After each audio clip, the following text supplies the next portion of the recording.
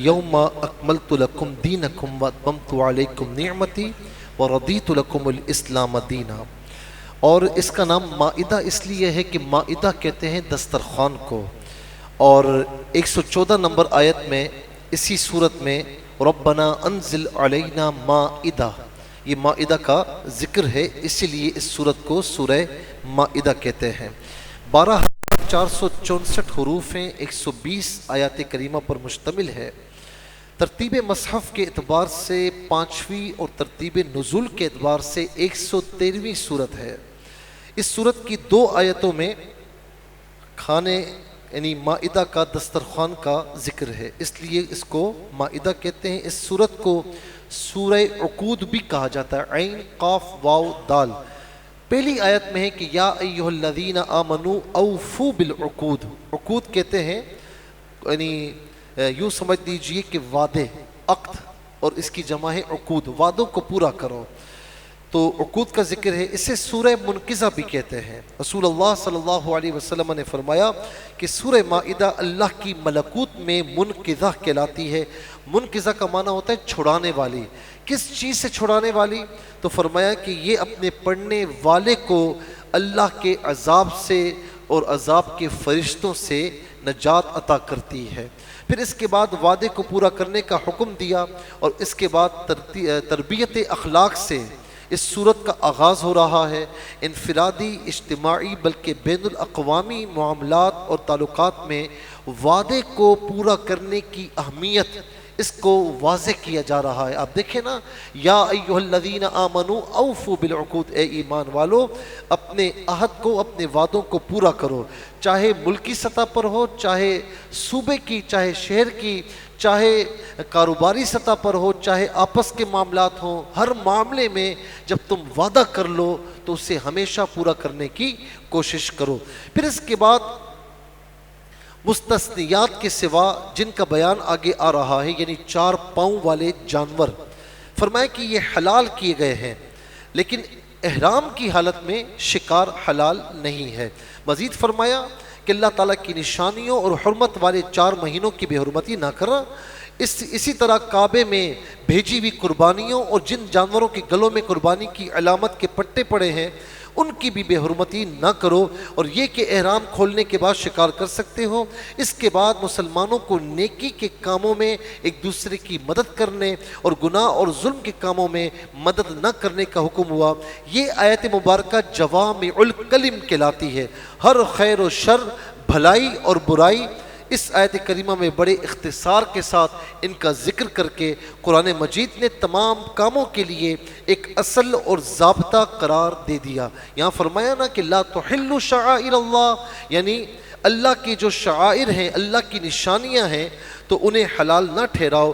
نہ حرمت والے مہینے پہلے ذکر ہو چکا ہے، ذی القعدہ، ذی الحجہ، محرم اور رجب، یہ 4 حرمت والے مہینے، فرمایا کہ اس کی بھی بے حرمتی نہ کرنا۔ وللقلائد، اور جن کے گلے میں علامت آویزہ ہیں، یعنی جو حرم کے جانور ہیں، جو حاجی لے کر آتے ہیں، جن کے گلوں میں پٹے ہیں، جو اس بات کی نشانی کی یہ حرم کے جانور ہیں اور یہ حج پر ذبح ہونے ہیں، تو فرمایا کہ ان کی بھی بے حرمتی نہ کرنا۔ اب آپ دیکھیں ذرا کہ وہ جانور جو قربانی کے لیے، حج کے شکرانے کے لیے لے کر جایا جا رہا ہے، اور جن کے گلوں میں جو ہے وہ پٹے آویزہ ہیں کہ جی یہ حرم کے جانور ہیں، یہاں ذبح ہونے ہیں، تو مجھے بتائیں کہ ان کی بے حرمتی سے منع کیا جا رہا ہے۔ تو جو اللہ تبارک و تعالیٰ کے شعائر ہیں، اللہ تعالیٰ کی نشانیاں ہیں، تو اس میں مسجد بھی آتی ہے، اللہ تعالیٰ کی نشانیوں میں مدارس بھی آتے ہیں، اور اللہ تعالیٰ کی نشانیوں میں یہ جتنے بھی مزارات اولیاء کاملین ہیں یہ بھی آتے ہیں، تو ان کی بھی حرمت کو برقرار رکھا جائے گا، اور یہاں پر بھی اس کی حرمت کو، ان کی حرمت کو پامال نہیں کیا جائے گا۔ پھر اس کے بعد آیت نمبر 3 میں ان حرام چیزوں کا بیان ہے کہ جو قطعی طور پر حرام ہے، وہ کون کون سے ہیں؟ یہ آیت کریمہ یہاں سے شروع ہو رہی ہے، حرمت علیکم المیتۃ والدم ولحم الخنزیر، یہ آیت نمبر 3 ہے۔ اس میں کن کن چیزوں کا بیان ہے؟ نمبر 1، وہ حلال جانور جس کو ذبح نہیں کیا گیا، اپنی طبعی موت مر گیا، تو فرمایا کہ وہ مردار ہے، اسے کھانا، اس کے گوشت کو کھانا جائز نہیں ہے۔ ذبح کے وقت بہنے والا خون، جب ذبح کیا جاتا ہے نا اور خون بہتا ہے تو فرمایا کہ یہ جاری خون، یعنی یہ بھی خون جو ہے یہ بہتا ہوا خون یہ حرام ہے۔ پھر فرمایا کہ خنزیر کا گوشت، اس کے خنزیر کے گوشت یا خنزیر کی کسی چیز سے بھی انسان استفادہ نہیں کر سکتا، اس لیے کہ خنزیر جو ہے، خنزیر یہ جسے ہم سور کہتے ہیں، فرمایا کہ یہ نجس العین ہے، اس کی ایک ایک چیز ناپاک ہے۔ باقی جتنے جانور ہیں اگر ایک پروسیس سے گزارے جائیں، مثال کے طور پر وہ جانور کہ جن کا گوشت حلال نہیں ہے لیکن ان کو شرعی طریقے سے ذبح کیا جائے تو اس کے بعد اس کی کھال وغیرہ یا ان کی ہڈیوں سے، ان کی چربی سے استفادہ کیا جا سکتا ہے، کھال وغیرہ سکھا کر استفادہ کیا جا سکتا ہے، دوائیں بھی بنتی ہیں۔ لیکن خنزیر جو ہے، اسی طریقے سے آپ دیکھتے ہیں جوتے ہیں، کتنے جانوروں کی کھالیں ہوتی ہیں جن سے جوتے بنتے ہیں تو ہم پہنتے ہیں عام طور پر، تو وہ جائز ہے۔ لیکن خنزیر جو ہے اس کی کسی جزء سے استفادہ جائز نہیں، اس لیے کہ یہ نجس العین ہے۔ پھر فرمایا کہ جس جانور پر ذبح کرتے وقت غیر اللہ کا نام لیا جائے، ہم کہتے ہیں نا کہ بسم اللہ اللہ اکبر، تو کسی نے اگر بتوں کا نام لیا، غیر اللہ کا نام لیا تو وہ جائز نہیں ہے۔ وہ حلال جانور جو گلا گھونٹنے سے مر جائے وہ بھی جائز نہیں ہے۔ وہ حلال جانور جو چوٹ لگنے سے مر جائے وہ بھی جائز نہیں ہے۔ وہ حلال جانور جو بلندی سے گر کر مر گیا ہو وہ بھی جائز نہیں ہے۔ وہ حلال جانور جسے دوسرے جانور نے سینگوں کی چوٹ سے مار دیا ہو وہ بھی جائز نہیں ہے۔ جسے درندے نے کھا لیا ہو وہ بھی جائز نہیں۔ لیکن یہاں سے جو گلا گھونٹنے سے مر جائے، چوٹ لگنے سے، بلندی سے گر کر کسی نے سینگ مار دیے یا جسے درندوں نے کھا لیا، ان تمام صورتوں میں اگر آپ کوئی بندہ وہاں پہنچا تو اس جانور میں سانسیں اگر باقی تھیں اور اسے شرعی طریقے سے ذبح کر لیا تو اب وہ جائز ہو جائے گا۔ اگر آپ پہنچے وہ مر چکا ہے تو اب اس کو ناجائز ہم کہیں گے، اس کے گوشت سے اس سے گوشت سے استفادہ نہیں کر سکتے، نہ کھا سکتے ہیں۔ پھر فرمائے کہ وہ حلال جانور جو بتوں کے تھان پر ذبح کیا گیا ہو اور فال کے تیروں سے قسمت کا حال معلوم کرنا، ان تمام چیزوں سے اللہ تبارک و تعالیٰ نے روک دیا۔ پھر اب یہاں پر ایک آیت کریمہ کا جزء ہے اور یہی وہ آیت کریمہ ہے جس میں مسلمانوں کے لیے ایک اعزازی اعلان ہوا کہ آج میں نے تمہارا دین تمہارے لیے مکمل کر دیا ہے اور تم پر اپنی نعمتیں پوری فرما دی ہیں، تمہارے لیے اسلام کو بطور دین پسند کر لیا ہے۔ الیوم اکملت لکم دینکم واتممت علیکم نعمتی ورضیت لکم الاسلام دینا۔ چونکہ جس دن یہ نازل ہوئی جمعے کا دن تھا، 9 ذی الحجہ تھا، ایک یہودی حضرت عمر رضی اللہ تعالیٰ عنہ کی بارگاہ میں آیا، کہنے لگا کہ یہ آیت اگر ہمیں ملتی تو اس آیت کے نزول کے دن کو ہم عید کا دن بناتے ہیں۔ تو عمر فاروق رضی اللہ تعالیٰ عنہ نے فرمایا کہ تجھے نہیں پتا کہ ایک تو 9 ذی الحجہ ہے، یہ بھی عید کا دن ہے ہمارے لیے، حج کا دن ہے، اور جمعہ ہے یہ بھی عید کا دن ہے، تو ہمارے لیے تو ویسے ہی عید کے دن یہ نازل ہوئی ہے۔ یعنی اتنی اہم آیت کریمہ ہے کہ یہودیوں نے کہا کہ اگر یہ ہمارے یہاں ہوتی تو ہم اس خوشی مناتے اور جس دن اس کا نزول ہوا ہم اس دن کو عید کا دن بناتے۔ تو فرمایا کہ قرآن سے پہلے کسی الہامی کتاب میں تکمیل دین کا اعلان نہیں ہوا، نہ تورات میں، نہ انجیل میں، نہ زبور میں، کہیں نہیں فرمایا کہ میں نے تمہارا دین مکمل کر دیا۔ آپ دیکھیں شروع سے جتنے صحائف آئے، آسمانی صحائف، کہیں پر نہیں فرمایا کہ تمہارا دین مکمل کر دیا، لیکن ہوتے ہوتے زبور، تورات، انجیل، قرآن مجید میں آخری کتاب میں فرمایا کہ اب تمہارا دین تم پر ہم نے مکمل کر لیا ہے اور ہم نے تم پر نعمتیں تمام فرما دی ہیں۔ اور پھر اس آیت میں یہ بتایا گیا کہ حالت اضطرار میں بقائے جان کے لیے، جان کو باقی رکھنے کے لیے بقدر ضرورت حرام چیز کا کھانا جائز ہے۔ فرمایا کہ فمن اضطر فی مخمصۃ غیر متجانف الاثم، یہ جتنی بھی حرام چیزیں ہم نے بیان کی ہیں اللہ رب العالمین فرماتا ہے کہ بالکل جائز نہیں ہے، لیکن اضطراری حالت، کچھ نہیں ہے کھانے کو اور جان جا رہی ہے تو بقدر بقائے جان، یعنی جان کو باقی رکھنے کے لیے بقدر ضرورت پھر کھا سکتے ہیں حرام چیز، لیکن اس کے علاوہ بالکل بھی اجازت نہیں ہے۔ پھر اس کے بعد شکاری کتوں کے ذریعے شکار کیے گئے حلال جانور کے حکم کو بیان کیا گیا۔ اور آیت نمبر 4 میں فرمایا کہ وما علمتم من الجوارح مکلبین تعلمونہن. میں بالکل اختصار کے ساتھ عرض کر دوں کہ شکاری کتوں کے ذریعے یا شکاری پرندوں کے ذریعے جو شکار کیا جاتا ہے، ایک تو یہ بات یاد رہے کہ شوقیہ شکار جائز نہیں ہے، کہ میں کہوں کہ آج فلاں پرندے کو مارنا ہے، فلاں جانور کو مارنا ہے. اور ایسے کئی لوگ میں نے دیکھے، وہ پرندہ جا رہے میں اسے ماروں گا تو دل ٹھنڈا ہو جائے گا، مزہ آ جائے گا، اور وہ بیچارہ اسے چھرا مارتے وہ نیچے گرتا ہے، مر جاتا ہے. تو اس طرح جائز نہیں ہے. ہاں کسی جانور کی کسی چیز سے استفادہ کرنا ہے، ہڈیاں یہ فلاں چیز، یا کسی جانور کا گوشت پکا کر کھانا ہے، کسی کا دودھ استعمال کرنا ہے، تو اس صورت میں شکار بالکل جائز ہے. اچھا، اب کتوں کے ذریعے اور شکاری جیسے عقاب ہوتا ہے، شاہین ہے، ان کے ذریعے بھی شکار کیا جاتا ہے. تو اب اس کا طریقہ یہ ہے کہ یہ سدھارے ہوئے ہوں، یہ سدھارے ہوئے ہوں، کیونکہ ان کو سدھارا جاتا ہے پہلے، اس کے بعد شکار کے لیے چھوڑا جاتا ہے. جب ان کو چھوڑے، مثال کے طور پر کسی کے پاس سدھایا ہوا کتا ہے یا سدھایا ہوا عقاب ہے، شاہین ہے، شکرا ہے، اب جب اسے چھوڑا نا آپ نے، یہ پلے ہوئے ہوتے ہیں، جب اسے چھوڑا آپ نے تو بسم اللہ اللہ اکبر کہہ دیں، بسم اللہ اللہ اکبر کہہ دیں. اسی طریقے سے آپ کسی کو گولی مار رہے ہیں، آپ گولی سے شکار کر رہے ہیں تو بسم اللہ اللہ اکبر کہتے ہوئے آپ نے گولی ماری. اب شکاری جانور یا شکاری پرندہ یا بلٹ، آپ نے بسم اللہ اللہ اکبر پڑھ کے ماری یا جانور کو، پرندے کو چھوڑا، اب انہوں نے شکار کیا. اب آپ کے پاس تینوں صورتوں میں مرا ہوا جانور یا پرندہ آیا تو وہ جائز ہے آپ کے لیے، کیونکہ آپ نے بسم اللہ اللہ اکبر پڑھتے ہوئے اسے چھوڑ دیا تھا. لیکن ان تینوں صورتوں میں، یعنی شکاری جانور گیا، کتا گیا، یا شکاری پرندہ گیا، یا بلٹ آپ نے ماری، ان تمام صورتوں میں اگر شکار کر کے لائے یا آپ نے بلٹ ماری، آپ وہاں پر پہنچے تو اس جانور میں جس کو آپ نے مارا یا آپ کے شکاری جانور نے مارا، اس میں سانس اگر باقی ہے تو پھر اسے فوراً شرعی طریقے سے ذبح کر لیں تو وہ حلال ہوگا. آپ پہنچے، سانس باقی نہیں تھا، مر چکا تھا، جائز ہے. آپ پہنچے، سانس باقی ہے اور آپ نے ذبح نہیں کیا، اسی حال میں وہ مر گیا تو پھر آپ کے لیے جائز نہیں ہوگا. پھر اس کے بعد اللہ تبارک و تعالیٰ نے آیت نمبر 6 میں وضو کے 4 فرائض بیان فرمائے. یا ایھا الذین آمنوا اذا قمتم الى الصلاۃ فاغسلوا وجوہکم وایدیکم الى المرافق وامسحوا برؤوسکم وارجلکم الى الکعبین. نمبر 1، پورے چہرے کو دھونا. اے ایمان والو، جب تم نماز کے لیے کھڑے ہو تو اس سے پہلے وضو کرو، یہ تم پر لازمی ہے. نمبر 1، پورے چہرے کو دھونا، کوہنیوں سمیت دونوں ہاتھوں کا دھونا، سر کا مسح کرنا، ٹخنوں سمیت پاؤں کا دھونا. تو یہ 4 فرائض ہیں.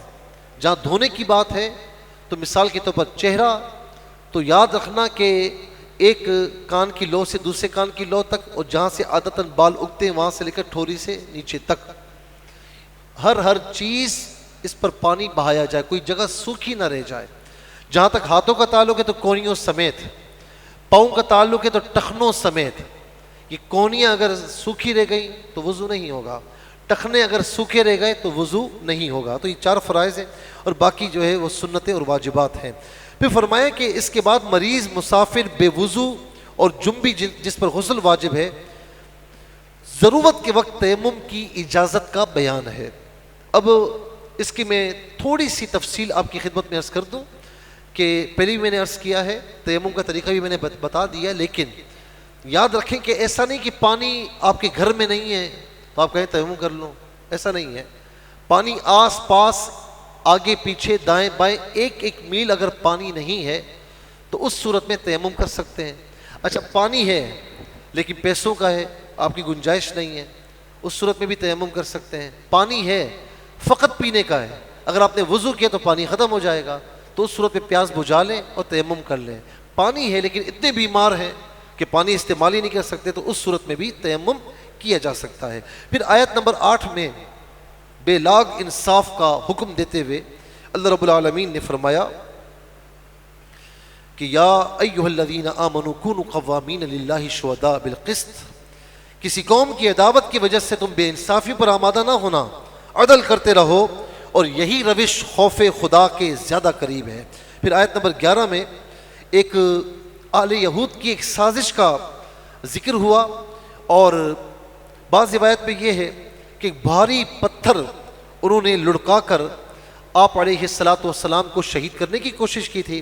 اور بعض روایت میں یہ ہے کہ آپ ایک سفر میں تھے تو ایک غیر مسلم آیا، اور اس نے ایک کافر آیا اور اس کے ہاتھ میں تلوار تھی، اس نے کہا کہ یا محمد اب تمہیں کون بچائے گا مجھ سے؟ تو روایت میں ہے کہ اللہ تبارک و تعالیٰ نے جبرائیل علیہ الصلاۃ والسلام کو بھیجا، تو انہوں نے تلوار اس کے ہاتھ سے گرا دی۔ آقا علیہ السلام نے تلوار کو لیا، فرمایا یہ بتا تجھے کون بچائے گا؟ مجھے تو میرا رب بچائے گا، تجھے کون بچائے گا؟ تو پھر اس نے کلمہ پڑھتے ہوئے اسلام قبول کر لیا۔ تو یہاں پر اس بات کا ذکر ہے کہ یا ایھا الذین آمنوا اذکروا نعمت اللہ علیکم اذ ہم قوم ان یبسطوا الیکم فکف ایدیہم عنکم۔ اے ایمان والو، اللہ کا احسان اپنے اوپر یاد کرو، جب ایک قوم نے چاہا کہ تم پر دست درازی کرے تو اس نے ان کے ہاتھ تم سے روک دیے۔ اور اللہ سے ڈرو، اور مسلمانوں کو اللہ ہی پر بھروسہ کرنا چاہیے۔ پھر اس کے بعد آیت نمبر 12 میں اللہ تعالیٰ کے اللہ رب العالمین کے بنی اسرائیل سے میثاق کا ذکر ہے۔ وَلَقَدْ أَخَذَ اللَّهُ مِيثَاقَ بَنِي إِسرَائِيلَ، اور بے شک اللہ نے بنی اسرائیل سے عہد لیا، اور اللہ نے فرمایا کہ بے شک میں تمہارے ساتھ ہوں اگر تم نماز قائم کرتے رہے، زکوٰۃ ادا کرتے رہے، اور تم میرے رسولوں پر ایمان لائے، اور تم نے ان کی تعظیم کی، تعظیم کے ساتھ مدد کی، اور اللہ کو اس کے دیے ہوئے مال میں سے اچھا قرض دیا، تو میں ضرور بے ضرور تم سے تمہارے گناہوں کو مٹا دوں گا، اور تم کو ضرور اس جنت میں داخل کروں گا جس جنت کے نیچے دریا بہتے ہیں۔ یہاں پر اللہ رب العالمین نے بنی اسرائیل سے جو وعدہ کیا تھا کہ تم سیدھے رہے تو جنت دینا میرا کام ہے، نماز قائم کرتے رہے، اچھے کام کرتے رہے۔ اس کے بعد بنی اسرائیل کی عہد شکنی، ان کی سنگ دلی، کلام اللہ میں تحریف کرنے پر جو اللہ تبارک و تعالیٰ نے ان پر لعنت فرمائی، اللہ تبارک و تعالیٰ نے اس بات کا بھی پھر ذکر فرمایا آیت نمبر 13 میں فَبِمَا نَقْضِهِم مِيثَاقَهُمْ، تو انہوں نے کیسی بدعہدی کی، اور پھر اللہ فرماتا ہے کہ ہم نے ان پر لعنت کی کہ اس لیے کہ ان کے دل سخت ہو چکے ہیں۔ پھر آیت نمبر 17 میں اللہ رب العالمین نے مسیح ابن مریم کو الہ قرار دینے والوں کو کافر فرمایا۔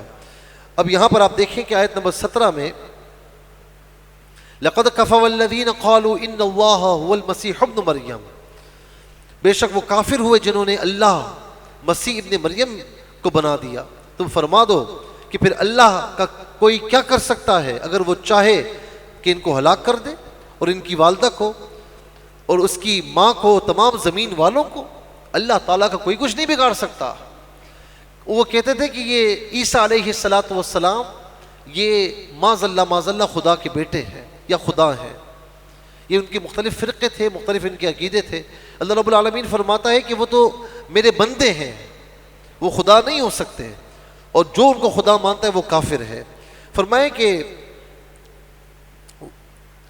وہ اللہ کے بندے ہیں اور اس کے محبوب ہیں، اور اس کے نبی ہیں، اس کے رسول ہیں۔ اور عیسیٰ علیہ السلام نے خود 16ویں پارے میں ارشاد آپ کا ملتا ہے کہ قال انی عبد اللہ، آپ نے خود فرمایا کہ میں اللہ کا بندہ ہوں۔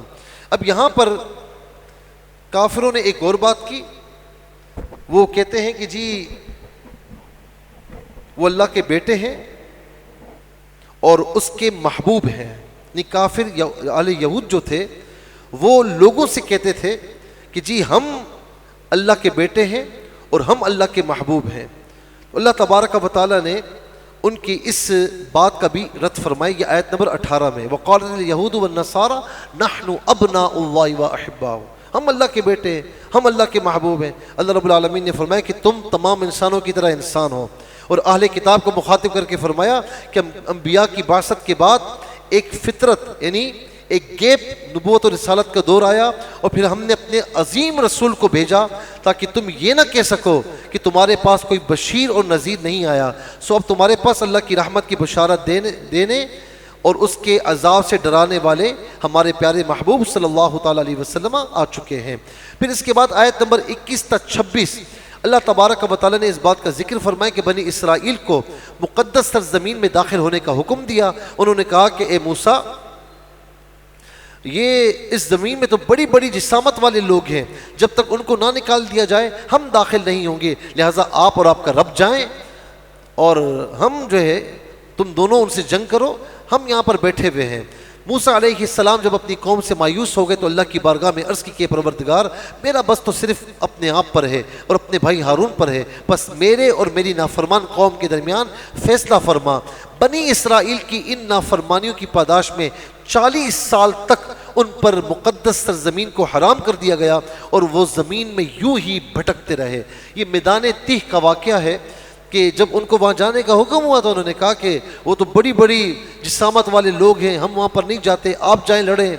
تو اس کا پھر یہ ہوا کہ میدان تیہ میں انہیں بھٹکا دیا گیا، اور کہتے ہیں کہ 40 سال تک یہ وہاں پر بھٹکتے رہے، صبح سے شام تک چلتے تو شام کو جہاں سے چلتے وہیں پر ہوتے ہیں۔ اللہ رب العالمین نے 40 سال تک ان کو بھٹکا دیا۔ اس بات کا بیان یہاں پر اللہ رب العالمین نے فرمایا کہ قال فإنها محرمۃ علیہم 40 سنہ یتیہون فی الارض، یہ بھٹکتے پھرتے رہے، فلا تأس علی القوم الکافرین، تو تم ان بے حکموں کا افسوس نہ دکھاؤ۔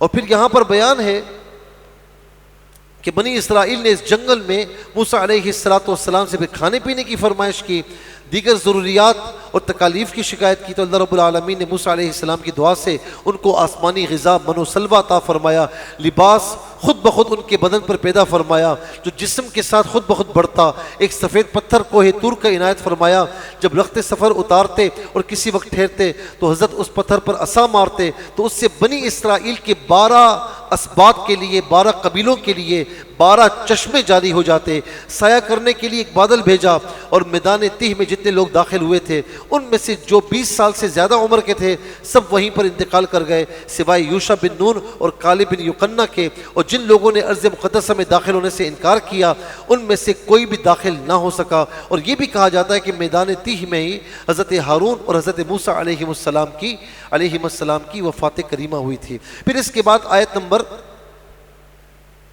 27 تا 31 اللہ تبارک و تعالیٰ نے آدم علیہ السلام کے 2 بیٹوں کا ذکر فرمایا۔ وَاتْلُ عَلَيْهِمْ نَبَأَ ابْنَيْ آدَمَ إِذْ قَرَّبَا قُرْبَانًا فَتُقُبِّلَ مِنْ أَحَدِهِمَا وَلَمْ يُتَقَبَّلْ مِنَ الْآخَرِ۔ اب ہوا یہ کہ آدم علیہ السلام کے 2 بیٹوں کا واقعہ کہ دونوں نے اللہ کی بارگاہ میں قربانی پیش کی۔ ہوا یہ تھا کہ آدم علیہ السلام نے جو رشتہ طے فرمایا قابیل کا لیودہ سے جو حابیل کے ساتھ پیدا ہوئی تھی، اور حابیل کا اقلیمہ سے جو قابیل کے ساتھ پیدا ہوئی تھی، تو اقلیمہ قابیل کی بہن تھی لیکن یہ چاہتا تھا کہ میں اس سے شادی کروں۔ آدم علیہ السلام نے منع فرمایا لیکن نہ مانا، اور اس کے بعد دونوں نے قربانی پیش کی۔ تو اب ہوا یہ کہ ایک کی قربانی قبول ہوئی اور دوسرے کی قبول نہ ہوئی۔ اب یہاں پر اس دور میں یہ تھا کہ جو قربانی قبول ہوتی اوپر سے آگ آتی اور آگ آ کر اس قربانی کو اچک لیتی، کھا جاتی۔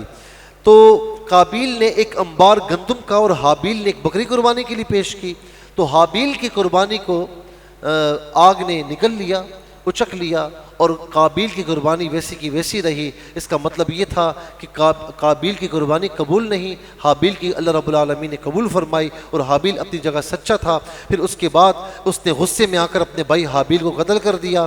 اس قربانی کا پس منظر جو ہے وہ کافی تفصیل کے ساتھ موجود ہے۔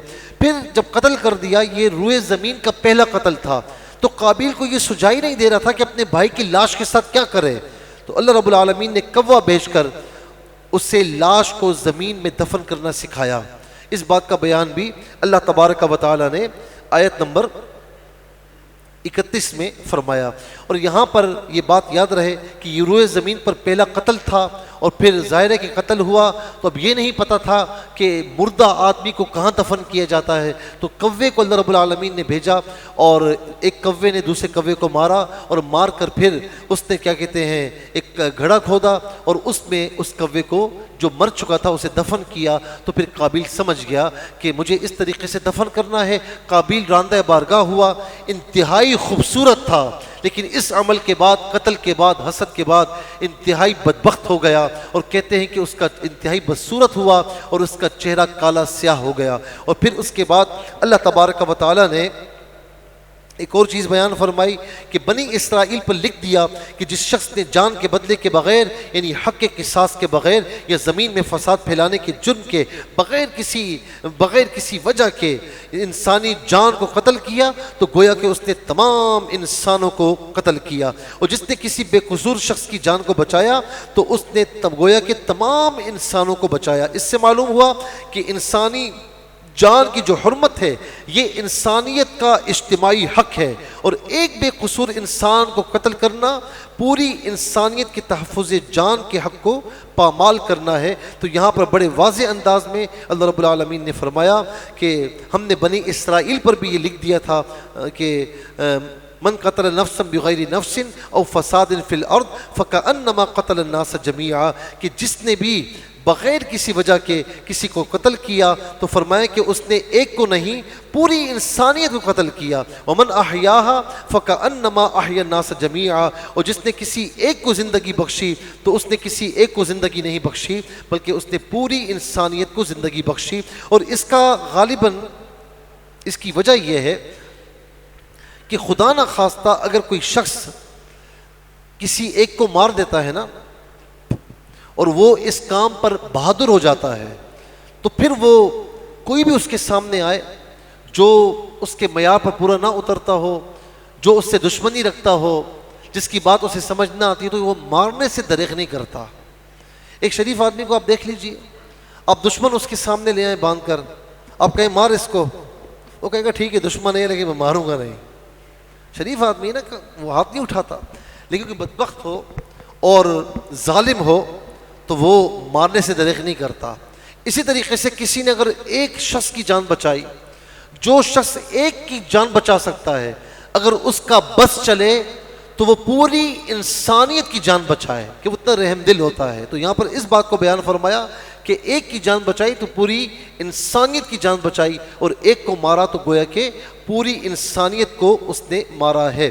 تو یہاں پر ہم اکتفا کرتے ہیں انشاءاللہ، پھر کل سے ہم آیت نمبر 35 سے شروع کریں گے۔ اللہ تبارک و تعالی ہم سب کو عمل کی توفیق نصیب فرمائے اور اس قرآن سے جڑے رہنے کی توفیق نصیب فرمائے۔ یا الہ العالمین ہماری مغفرت فرما، ہمارے تمام صغیرہ کبیرہ گناہوں کو معاف فرما، قرآن کی برکتوں سے مستفیض فرما۔ یا الہ العالمین ہم سے ہمیشہ کے لیے راضی ہو جا۔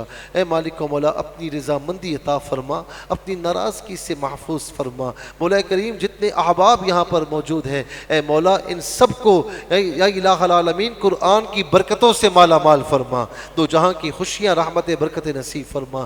اسی طرح قرآن سننے سنانے کا شوق اور اس میں اضافہ فرما۔ یا الہ العالمین پورے رمضان اسی طرح ذوق و شوق نصیب فرما، اور رمضان کے بعد بھی ہمیں قرآن سے جڑے رہنے کی توفیق نصیب فرما، سب کی پریشانیاں دور فرما۔ یا الہ العالمین سب کی بیماریاں دور فرما، سب کے رزق حلال میں ترقی عطا فرما۔ مولا کریم جس کی جو مرادیں ہیں تمام جائز مرادوں کو پورا فرما۔ دنیا بھر سے جہاں جہاں لوگ ہمارے ساتھ دعاؤں میں شامل ہوتے ہیں سب کی دعائیں مقبول فرما، سب کی عزتوں کی حفاظت فرما، عزت و ناموس کی حفاظت فرما، عالم اسلام کی خیر فرما، ملک پاکستان کو امن سلامتی کا گہوارہ بنا، اس ملک کی حفاظت فرما، اچھے حکمران نصیب فرما، اس ملک کے حالات کو اچھا فرما۔ یا الہ العالمین اس ملک کی معاشیات کو اچھا فرما۔ اے مولا ہمیں بار بار حرمین طیبین کی زیارت نصیب فرما، حرمین طیبین میں ایمان بالخیر موت نصیب فرما۔ ہماری ایک ایک دعا پر مولا کریم ہم سب کی ایک ایک دعا پر فرشتوں کی آمین فرما، ہمارے تمام مرحومین کی مغفرت فرما، سب کو جنت میں اعلیٰ مقام نصیب فرما۔ وصلی اللہ تعالی علی خیر خلق محمد وآلہ وصحبہ اجمعین برحمتک یا ارحم